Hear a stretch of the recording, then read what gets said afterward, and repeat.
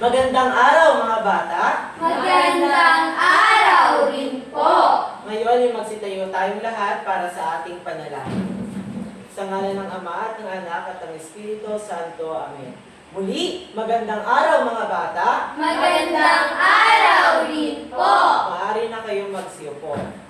Ngayon ay bago tayo dumako sa ating panibagong talakayan, aalamin ko muna kung sino ang liban sa ating klase. Meron bang liban sa ating klase ngayong araw? Wala po! Magaling! Ako'y nagagalak sapagkat walang liban sa ating klase. Ibig sabihin lamang nun ay handang-handa na kayong matuto para sa ating panibagong talakayan. Ngunit bago yan, alamin muna natin ang mga alituntunin sa silid-aralan. Una ay huwag Maingay! dalawa. Makinig sa guro! Bakit po natin kailangang makinig sa guro? Christine? Para pag may tanong po kayo, masasagot po namin ng tama. Magaling, Christine. At ang ikatlo nating alituntunin ay? Irespeto ang guro at kaklase. At ang huli ay? Itaas ang kamay kapag nais sumagot. Meron ba kayong katanungan para sa ating mga alituntunin? Wala po! Magaling. Kung ganon ay dumako na tayo sa ating bagong talakayan. Pero bago yan, alamin sino muna ang nakakaalala ng tinalakay natin noong nakaraang araw? Joy? Tungkol po sir sa proseso po ng paggawa ng proyekto. Ilang proseso ang meron tayo sa paggawa ng proyekto? Christine? 6 po! Magaling, Christine. So, ako'y nagagalak dahil natatandaan niyo pa ang ating tinalakay noong araw. Ngayon ay dumako na tayo sa ating panibagong talakayan. Bago natin ito alamin, meron muna akong ipapakita ang larawan sa inyo. Ito ay inyong obserbahan at maya-maya ay magtatanong ako tungkol sa nasa larawan.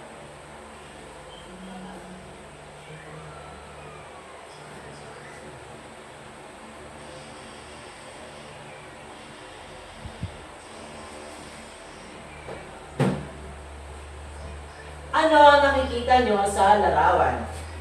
Christine? Iba't ibang basura. Magaling, Christine. Ang nakikita natin sa larawan ay iba't ibang basura. Bigyan si Christine ng 3 palakpak. Ano ang pwede natin gawin sa mga basurang ating nakikita? Joy? I-recyclo po sir. Magaling, Joy. Bigyan si Joy ng 3 palakpak. At ano naman ang kahalagahan ng pagre-recyclo o pagre-recycle sa ating kapaligiran? Erika?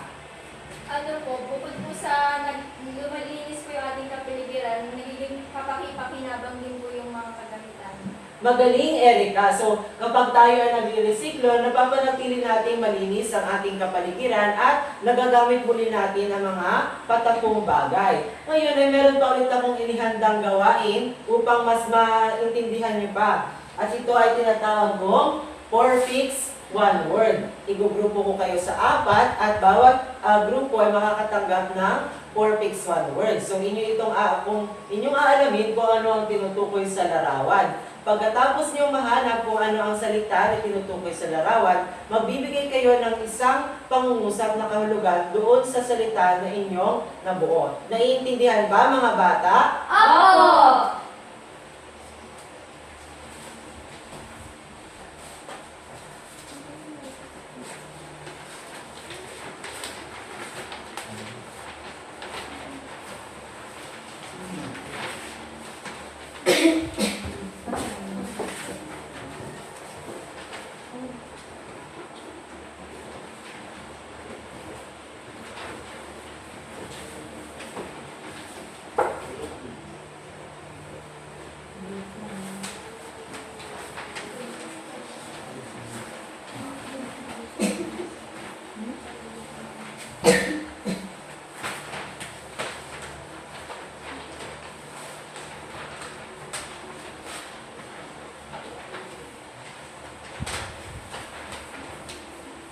Tapos na ba mga bata? Apo!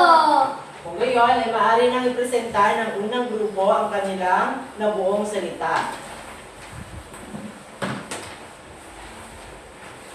Ito po ang napunta sa unang pangkat. Nakabuo magbubuo po kami ng design. Ang pag-uusap po namin ay ako ay gagawa ng proyekto at gagamit ng iba't ibang designs. Magaling, unang pangkat. Bigyan sila ng 3 palakpak. Ngayon, ikalawang pangkat. Ito po ang aming nakuha. Ito po ay salitang craft. Ang craft ay isang proyekto katulad na lamang nitong boteng maganda. Magaling, ikalawang pangkat. Bigyan mo ulit sila ng 3 palakpak. Ikatlong pangkat, maaari niyo bang ipresenta ang inyong gawa? Ang amin po nakuha ay binubuo salita ay recycle. Ako ay bubuo ng isang magandang recycle. Magaling, ikatlong pangkat. Bigyan din sila ng 3 palakpak. At ang kauli-ulihang pangkat, Ang nabuo po naming salita ay creative. Pangungusap po ay gagawin kong creative ang aking proyekto. magaling, ika-4 na pangkat. Bigyan din sila ng 3 palakpak. Ngayon naman, class, ay ako'y meron sa inyong katanungan. Halimbawa, nais ninyo ni Mama na magtanim ng halaman. Ngunit wala kayong paso. So, ano kayang maaaring alternatibo ninyong gawin? Yes, Christine Ann? Yung ano po, yung 1.5 po na po, tas hatiin po Okay. sa gitna. So, yung Para 1.5 po paso. okay, so yung 1.5 na po, so pwede natin yung gamitin bilang alternatibong taniman ng halaman. At tinatawag natin itong crop. So, ano nga ba ang crop? Ay, bago pala ang lahat, ang pag-aaral natin ay recycled crop making at ICT-based label designing. So, ito po muna ang ating layunin. Una ay natutukoy ang mga hakbang sa paggawa ng simpleng metal o plastic wrap at ang kahalagahan ng wastong paglalagay ng label o instruksyon gamit ang ICT tools. So, naipapakita ang pagpapahalaga sa pagiging malikhain, maingat at responsable sa paggamit ng mga materyales at ICT tools sa paggawa ng proyekto at ang ikatlo naman ay nakagagawa ng isang simpleng metal o plastic wrap at nakadisenyo ng malinaw at kaakit-akit na label o instruction gamit ang ICT tools. So yun nga, aaralin ang tatalakay natin ay ano ba ang craft? So, ang craft ay isang simpleng bagay o produkto na ginagawa gamit ang materyales tulad ng plastic, metal, kahoy o kawayan. So yung mga craft natin ginagawa ay pwede natin gamitin sa bahay, pwede siyang pandisenyo at pwede natin din siyang pagkakitaan. So ang halimbawa nito ay ang coin bank, lagayan ng lapis o paso ng halaman kagaya ng tinanong ko sa inyo kanina. So ito ang itsura ng coin bank. So sa palagay niyo, saan ito gawa? Yes, Joy? Sa plastic bottle po, ma'am. Saka Yan. sa po. Tama. So gawa siya ng plastic bottle na pinulayan ng color Pink! Kasunod naman, ano kayang nakita? Ano kayang nakita nyo? Yes, Christine Ann? Paso po na gawa sa gulong. Yan, paso na. Gawa sa gulong na may iba't ibang kulay. Medyo malabo lang yung larawan. Ngayon naman, dumako tayo sa materyales na ginagamit. So, sa paggawa ng craft, so meron tayo muna mga materyales na inihahanda. So, maaaring gumamit ng mga bagay na makita sa paligid tulad ng pabasa nga, Plastic bottles, lata o aluminum can, karton, kawayan. So, yung nabanggit ninyong mga materyales ay tinatawag natin recycled materials kapag gagamitin natin muli. So, ang mga mabubunga natin ay makakatulong sa atin. So, pwede natin din siyang gawin na, yun nga, disenyo or pagkakitaan. Ngayon naman, ay talakayin natin ang mga hakbang sa paggawa ng craft. Siyempre, pag bubuo tayo ng isang craft, may mga hakbang tayo na susundin. So, una, ay ang pagpaplano. Pabasa nga. Sa unang hakbang, iniisip muna ano ang gagawing proyekto at kung ano ang magiging itsura nito. So, Dito Dito rin pinaplano kung para saan ang gagawin nilang craft. So halimbawa, si teacher ngayon ay gagawa ng pen holder. So syempre, pag bago ko gumawa, iisip muna ako ng plano kung paano ko ba gagawin ng pen holder, kung paano ko siya sisimulan. So ang pen holder pala ay lagayan ng mga lapis at ballpen na minsan ay makita sa mesa sa ating pinagagawa ng mga takdang aralin, gano'n. So, ikalawa, paghahanda o pagpili ng materyales. Pakibasa nga. Dito inihanda ang mga gagamiting materyales para sa paggawa ng craft. Ngayon, Halimbawa, lata, gunting, glue o pandikit, yarn o fuzzy wire. ngayon ay meron akong inihandang mga materyales. So, isa sa materyales ay ang lata. So, meron akong lata dito. Dahil nagagawa ko ng pen holder, meron din akong gunting, yarn, at saka pandikit. Kasunod, Paggawa ng craft. Ito ang aktual na Pagbuo ng proyekto gamit ang mga napiling materyales. so yan. So, sa paggagawa ng craft, so meron na akong inihandang step by step pag gagawin ko na yung pen holder. So, yun na, ito ay ang actual na pagbuo ng proyekto gamit ang napiling materyales. So, unang step ay ihanda ang malinis na lata, which is itong aking handa. Ikalawa ay balutin ang labas gamit ang yarn or fuzzy wire. So, meron akong yarn. Ang inyong gagawin para malagyan ng disenyo ang lata ay babalutin ko ng fuzzy wire, parang iikot dito hanggang itutuloy nyo lang hanggang dun sa dulo. Tapos, pag nakarating na sa dulo, ididikit niyo ng maayos yung yarn para maging matibay.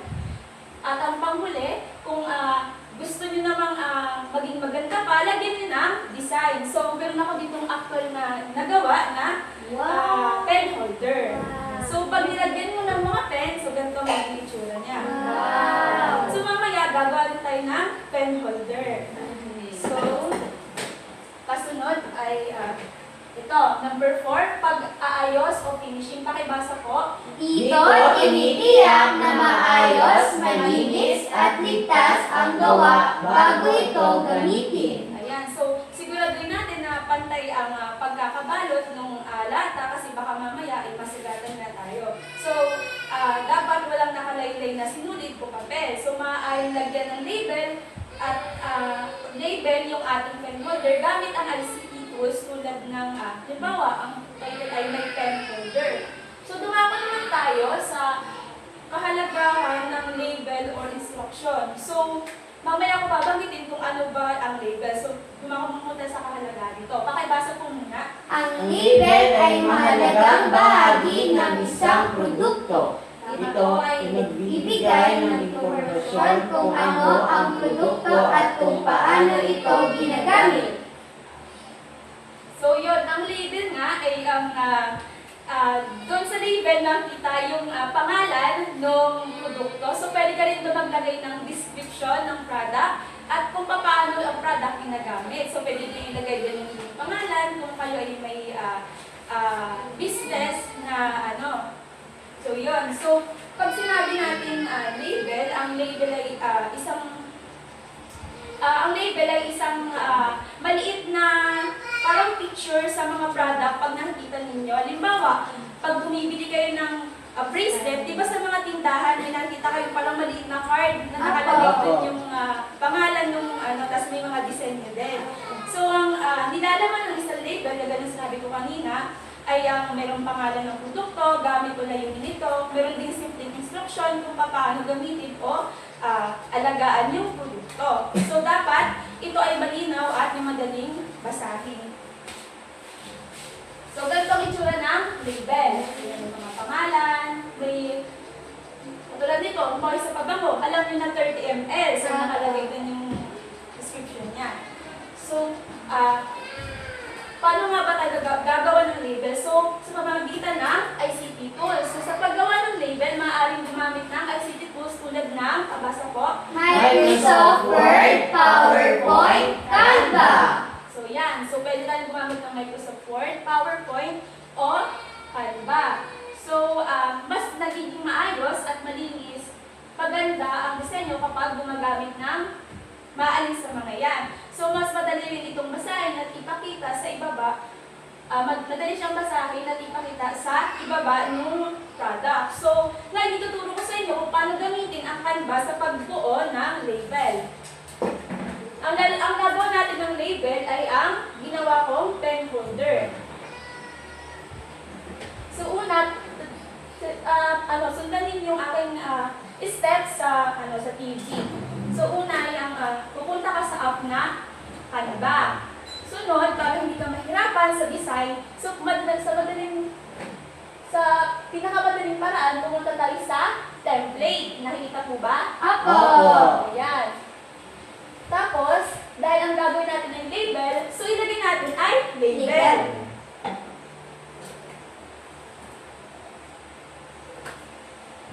Ayan.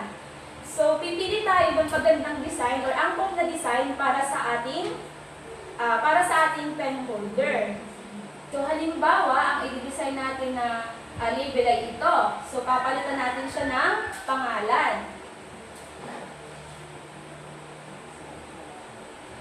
So, ang ilalagay natin, kayo nga mag-isip, anong magandang ilagay na pangalan sa inyong sa produkto? My pen holder. Okay, so gawin natin my pen holder.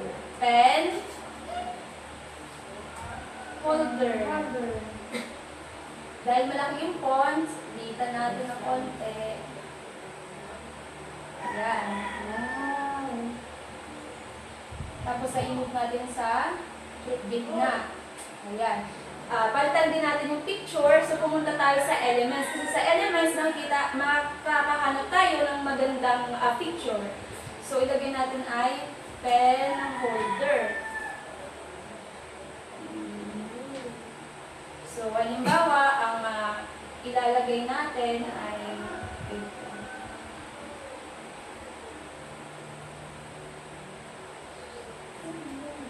Money. di ba, mapapansin natin maraming mga kamitian. So, ang gagamitin natin halimbawa ay ito. So, tatanggalin natin yung kaninang design sa template, gaya nito, at saka ito, and then, ilalagay natin siya dito. Ayan. Tapos ay, halimbawa, ilalagay natin dito, since handmade nga siya, ilagay natin ay handmade. Yan. O, meron na tayo.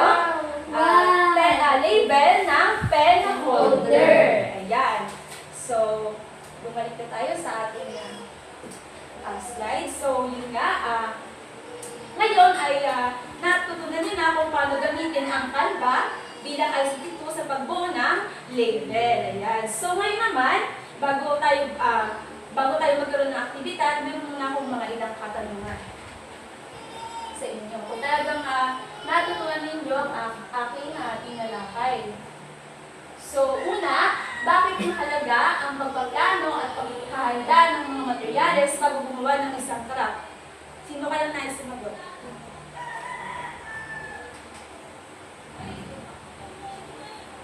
Yes, Joy? Ma'am, nakakatulong po sa kalikasan. Ma'am, mahalaga po ang pagpaplano at paghahanda ng mga materyales bago po tayo gumawa ng craft dahil po mas nagiging maayos po, tsaka po mas mabilis at maganda po ang paggawa po ng ating mga proyekto. Tama. So, talagang napakahalaga na dapat magplano muna tayo para maging maayos yung magiging process ng pagbuo ng ating craft. So, kasunod naman ay paano nakakatulong sa kalikasan ang paggamit ng recycled materials sa paggagawa ng craft. Yes, Christine Ann?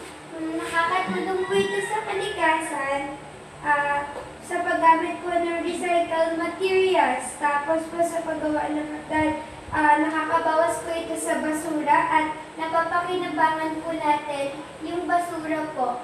Mahusay. So, dapat mahalaga na talagang gumamit tayo ng mga recycled materials para talaga nakakatulong tayo sa kalikasan. Kasunod na tanong ay, bakit mahalagang lagyan ng label o instruction ang isang produkto gawa sa craft? Yes, Erica? Mahalaga pong lagyan ng label o instruction po ang isang produktong gawa sa craft upang malaman po ng mga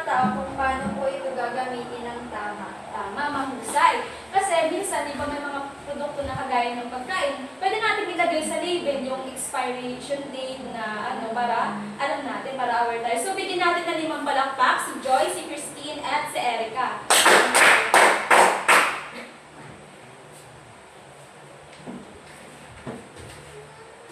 Okay, so ngayon naman tayo ay magkakaroon ng gawain. So, igugrupo ko kayo sa 2 grupo. Ito ang magiging unang pangkat at ito ang magiging pangalawang pangkat. So, katulad ng sinabi kanina, ngayon ay gagawa kayo ng sarili nyong pen holder. So, basahin muna ni teacher ang ating panuto. So, una, bawat grupo ay gagawa ng pen holder gamit ang cardboard tube at mga simpleng dekorasyon. Pangalawa, gamitin ang mga hakbang na natutunan natin kanina. So, una ay ang Magpaplano. pangalawa, Paghahanda ng materyales. tatlo, Paggawa ng pen holder. ang apat ay Pag-ayos o finishing. yan. So, pangatlo, siguraduhin maayos, malinis at ligtas ang paggawa. Pang-apat, pagkatapos gawin ang pen holder, gagawa sila ng label o simpleng instruction gamit ang Canva. Panlima, ang label ay ilalagay o ididikit sa kanilang ginawang pen holder. So, paano naman tayo gagamit dito ng ICT?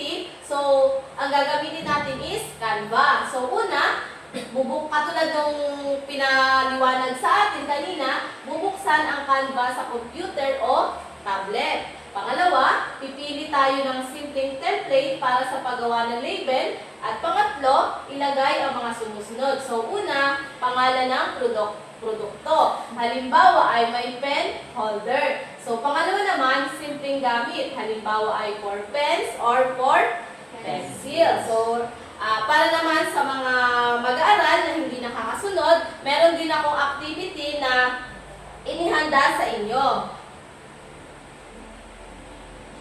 So, gagawa kayo ng sarili nyong craft, iisip kayo ng craft idea. So, gagawin nyo, pipili kayo ng mga recycled na bagay at idodrawing nyo ito at pagkatapos ay sasagutin nyo ang ilang katanungan. So, una ay, ano ang pangalan ng inyong materyales at paano nyo gagawin itong craft? Naunawaan ba? Opo. So, ngayon ay maaari na kayong gumawa at basahin ko muna ang ating pamantayan.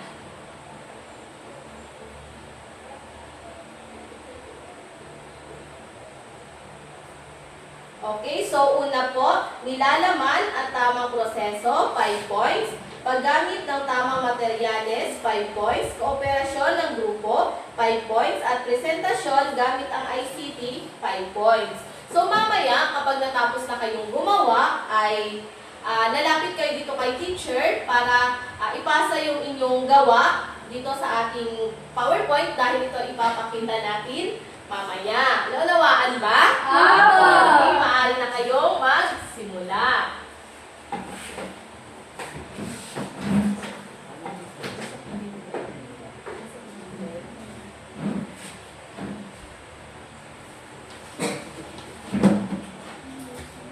Ayan, tulong-tulong na lang ang bawat grupo.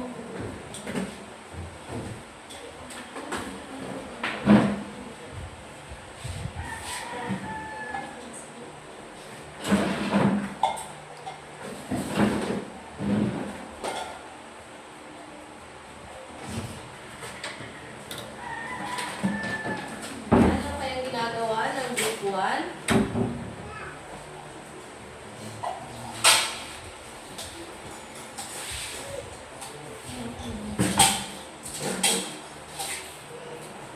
Ayan. Kung tapos na, ay maaari na lumapit dito kay teacher para ipasa yung inyong ginawa at para makita ng lahat.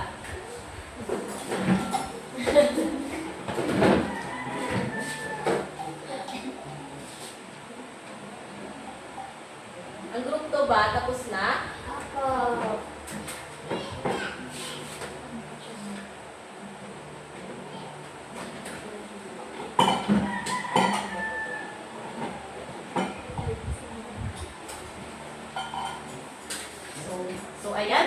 ba?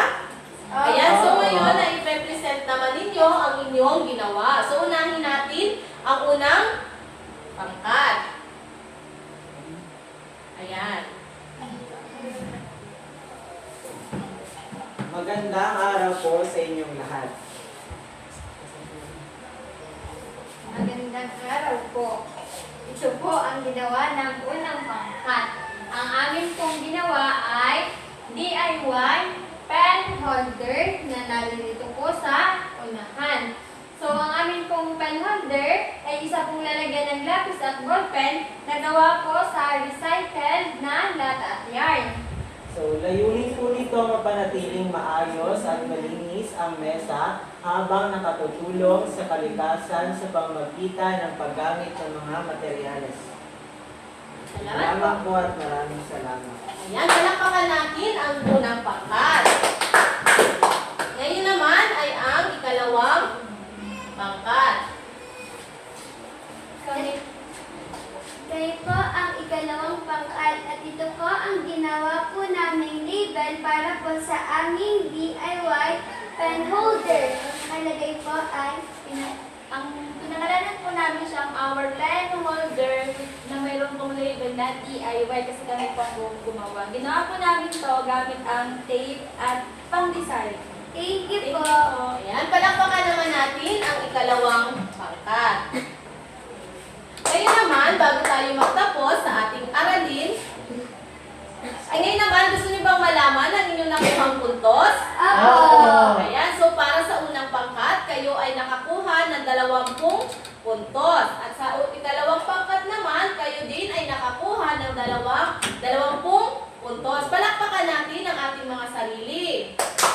Ayan, so bago tayo magtapos sa ating aralin, ay upang malaman kung lubos niyong naunawaan ang ating talakayan ngayong araw, ay kuhain niyo ang inyong mga kwaderno at sagutan ang mga katanungan.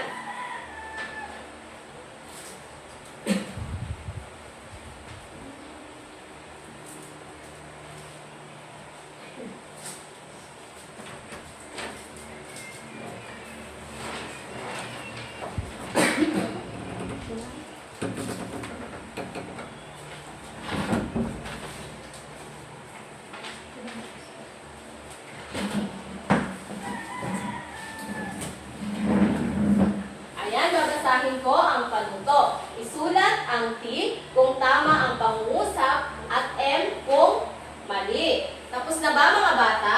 Opo. Sino ang nais sumagot sa number 1? Christine?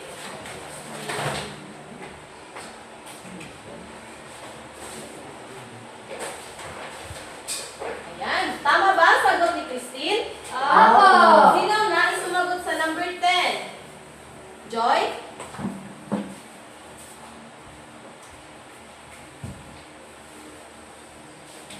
Tama ba ang sagot ni Joy? Opo. Sino sa inyo ang nakakuha ng 10 puntos? Ayan, ako'y nagagalak dahil lubos ninyong naunawaan ang ating talakayan. Para naman sa ating takdang aralin, pakibasa mga bata. Maghanap ng isang bagay sa inyong bahay na maaaring gawing craft gamit ang recycled materials. Halimbawa, plastic bottle, lata o karton. Sagutin ang mga sumusunod na tanong sa inyong kwaderno. Okay, so ang unang tanong, ano ang mga bagay na inyong napili? Pangalawa, anong uri ng materialis ito? Halimbawa ay plastic, lata, karton at iba pa. Pangatlo, ano ang maaaring maging craft mula sa bagay na ito? Pang-apat, para saan maaaring gamitin ang craft na ito? Craft na iyong naisip. At panlima, bakit mahalaga ang paggamit ng recycled materials? Tapos na ba ang kopyahin mga bata? Opo. Ayan, kung tapos na, ay maaari nyo nang itabi ang inyong mga kwaderno at tayo lahat ay tumayo at tayo ay mananalangin. Sa ngalan ng Ama, ng Anak, ng Espiritu Santo. Amen. Goodbye, class. Goodbye.